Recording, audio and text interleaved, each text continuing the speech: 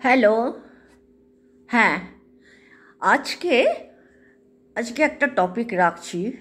সেটা হলো ওয়াকফের উপরে একটা কথা বলছি। ওয়াকফের যে পরিস্থিতি তৈরি হয়েছে, সেখানে ঠিক 26,000 শিক্ষক বাতিলের পরের দিন থেকেই সেটা শুরু হয়ে গেছে, এবং এটা যে প্রি প্ল্যান্ড না সেটা বলা যাবে না। এবং এমনকি যেটা সরকার অনুভব করেছে যে নবরাত্রির দিনকেও তারা কিছু একটা করবে, মানে বিজেপিরা করবে কিছু একটা। এটা তাদের দলীয় একটা কথা, ওর মধ্যে আমি যাব না এত গভীরে। কিন্তু আমি যেগুলো উদ্দেশ্য করে আমার যেগুলো বলা বা বিশ্লেষণ করা বা ব্যাখ্যা করা বা আপনাদের সামনে তুলে ধরা, সেটাই হচ্ছে বড় কথা। হলো তার আগে আরেকটা কথা বলে দিই।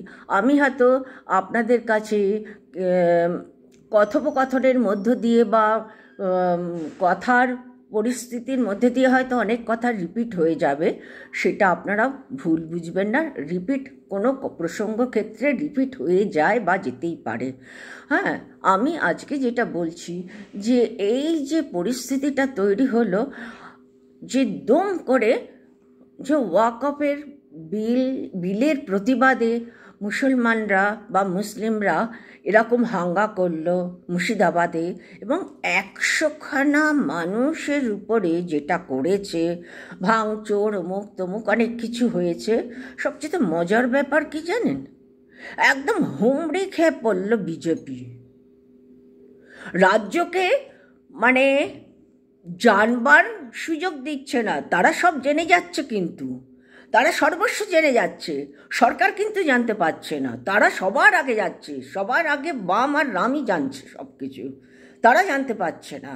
এবার মজার ব্যাপার একটা, তো এমনকি রাজ্যের কোনো অনুমতিও নেয়নি বা তার সঙ্গে আলোচনা করারও প্রয়োজন বোধ করেনি।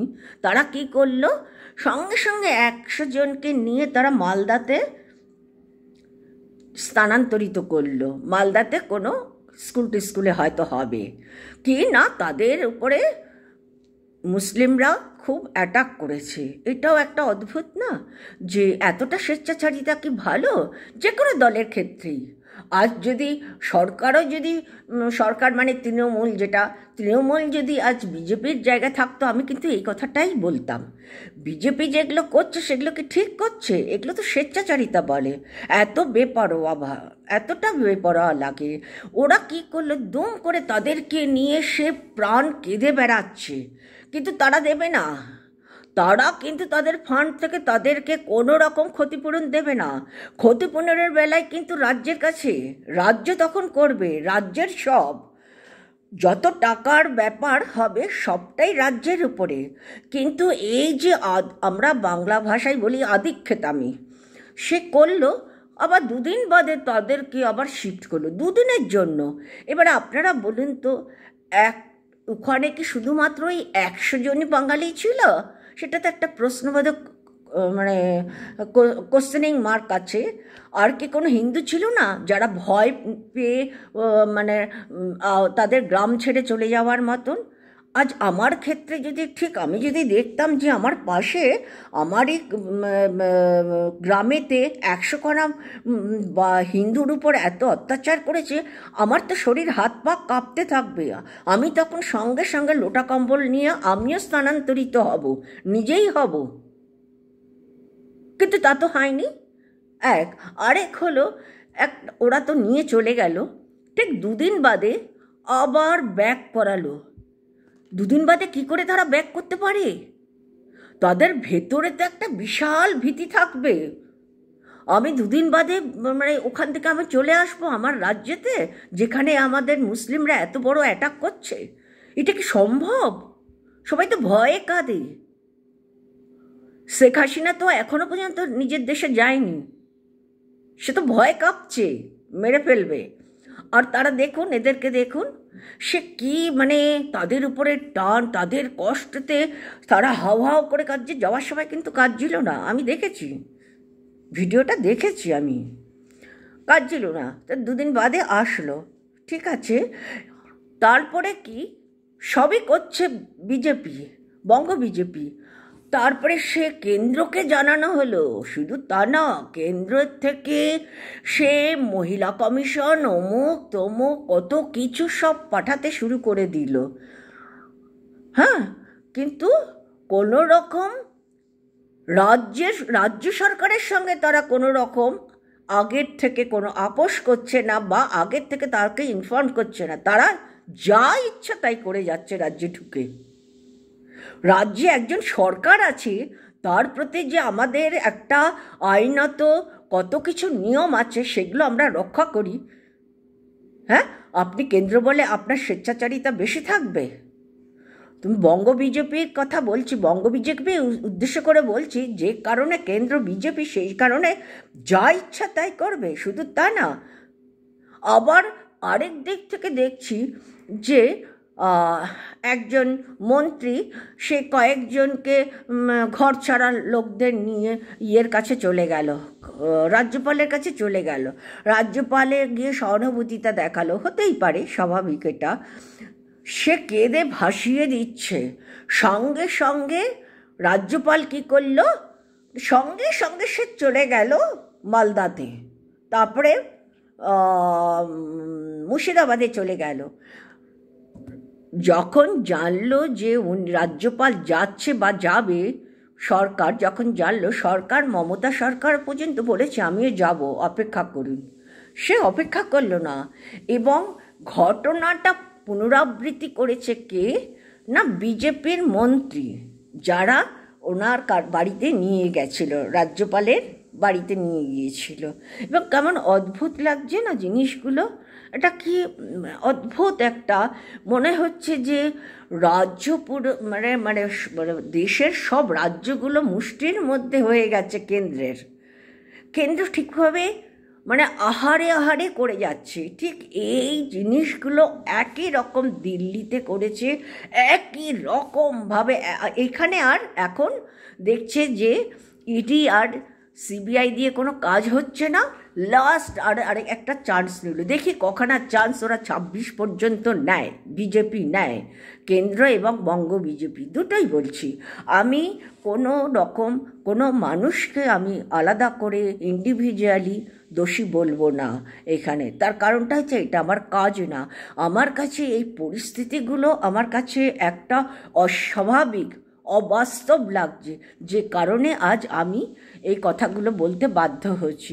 আমার কোনো এখানে ইয়ে নেই। আমার কথাটা হচ্ছে শান্তি রাখুন, শান্তি দিন। শান্তি রক্ষাটা বিশাল বড় একটা দায়িত্ব কেন্দ্র সরকারের, যেটা 10 বছরের মধ্যে ধীরে ধীরে একদম শেষ হতে চলেছে। শান্তিটা আনুন, আর সাম্প্রদায়িক দাঙ্গা হাঙ্গা করবেন না। এতে আপনারা যেটা মনে করছেন যে এইভাবে আমি পশ্চিমবাংলাকে দখল করব, আমি মেনে নিলাম আপনারা দখল করতে পারলেন, কিন্তু আমি আপনাকে 100%, আপনাদের 100% বলছি, আপনারা টিকতে পারবেন না বাংলায় ঢুকলে। টিকতে পারবেন না আপনারা বাংলায় ঢুকলে, প্রথমত টিকতে পারবেন না। প্রত্যেকটা রাজ্যেতে মুসলিম রয়েছে, এবং তাদের মাদার ল্যান্ড, তারা 1 জেনারেশন 2 জেনারেশন বা 3 জেনারেশন না, আমাদের হিন্দুদের মতন জেনারেশন বাই জেনারেশন রয়ে গেছে। তাদের সঙ্গে এইভাবে বঙ্গ বিজেপি অসভ্যতামি করছে, মানে কি বলবো, এগুলোকে অশ্লীল বলে, মানে যেগুলো করছে। অশিক্ষিত অবশ্যই, শিক্ষা থাকলে এই ধরনের কীর্তিকলাপ করে না, যার মধ্যে কোনো রকম যুক্তি নেই, তর্ক নেই, বিচার নেই, বুদ্ধি নেই, সেগুলো কি আর কি করে বলবো শিক্ষিত সম্প্রদায়ের? এগুলো তো সম্পূর্ণটাই অশিক্ষিত সম্প্রদায়ের মধ্যে পড়ে। কেননা সেগুলো তো কমেন্ট বক্স থেকে আমি জানতে পেরেছি। আমার বক্তব্য তা না, আমি বিজেপিকে কিন্তু আমি ভোট দিয়েছিলাম, কেন্দ্র বিজেপিকে আমিও ভোট দিয়েছি, কারণ প্রত্যেকে চায় যে দেশের উন্নতি হোক, রাজ্যের উন্নতি হোক। আজ আমাদের কেন্দ্র কি করছে? কেন্দ্র গেয়ে বেড়াচ্ছে অন্য রাজ্যের মন্ত্রীর নামে, নিন্দে করছে। আমি নিজে কানে মানে ওটা দেখেছি, ভাষণেরটা ইয়েতে মোবাইলে দেখলাম, আমার লজ্জা লেগে গেছে যে কি করে উনি এই ধরনের লেকচার দিলেন। হ্যাঁ, আপনি যখন এতটাই ঈশ্বর বিশ্বাসী, ধর্মীয়, সনাতন ধর্ম বিশ্বাসী, হিন্দুত্ব বজিয়ে রাখতে চান, সেক্ষেত্রে তো আপনার তো ঈশ্বরের প্রতি বিশ্বাসটা 100% রাখা উচিত। সেক্ষেত্রে তো কুকাজ থেকে বিরত থাকা উচিত। পশ্চিমবাংলাকে দখলের জন্য বঙ্গ বিজেপি যেভাবে মানে নেচে উঠেছে, যার দ্বারাই হোক, যেভাবেই হোক, তাতে কিন্তু ভালো মন্দ বই তো ভালো হবে না। সারা ভারতে একদম আলোড়ন সৃষ্টি হবে, খুব বড় আলোড়ন। তাতে কারা মরবে? কিছু মুসলিম মরবে, কিছু হিন্দু মরবে। সেই তো হিন্দু মরবে, লাভটা কী আমার? হিন্দুরা যদি মরেই যায় তাহলে আমার এই হিন্দু রাজ্য করে লাভটা কী? সেই জন্য বলছি শান্তিটা রক্ষা করার দরকার। আর আরও কিছু আছে, ওয়াক অফ নিয়ে যেসব হয়েছে সেগুলো নিয়ে তো রাজনৈতিক মহলে তো আলোচনা চলছে, সেগুলোর উপরে আমার কোনো কথাবার্তা নেই। তার কারণটা আমি এইসবের মধ্যে জানি যদিও, কিন্তু ইনভলভ হতে চাই না, কেননা সপক্ষ বিপক্ষ অবশ্যই আছে এবং থাকবে, এবং এর পরিণতি কী হবে তাও জানি না। তবে শুধু একটা কথা আমার, কেন্দ্রের কাছে বা প্রধানমন্ত্রীর কাছে, দেশে শান্তিটা আনুন, বিশৃঙ্খলতাটাকে সরিয়ে দিয়ে। আপনার আওতায় না আসলো, আপনাকে যদি আপনার রামচন্দ্র, আপনার সনাতন ধর্ম, আপনার কৃষ্ণ, আপনার দেবতা যদি থাকে, যদি সৎ কাজ করে থাকেন, অবশ্যই আপনাকে আবার এনে দেবে, যদি আপনি ন্যায্য করে থাকেন কিছু। এখন আপনি বলছেন আমি ন্যায্য করেছি কি না, আমি সনাতন ধর্মকে ভালোবেসে রাষ্ট্র বানাতে চাইছি, ঠিক তেমনি মুসলিমরাও বলবে আমার মাদারল্যান্ড, আমি ছাড়বো কেন? হ্যাঁ, এখানে তো আমাদের কোনো পাপ নেই, আমরা তো নিষ্পাপ, আমরা তো কার ক্ষতি করিনি।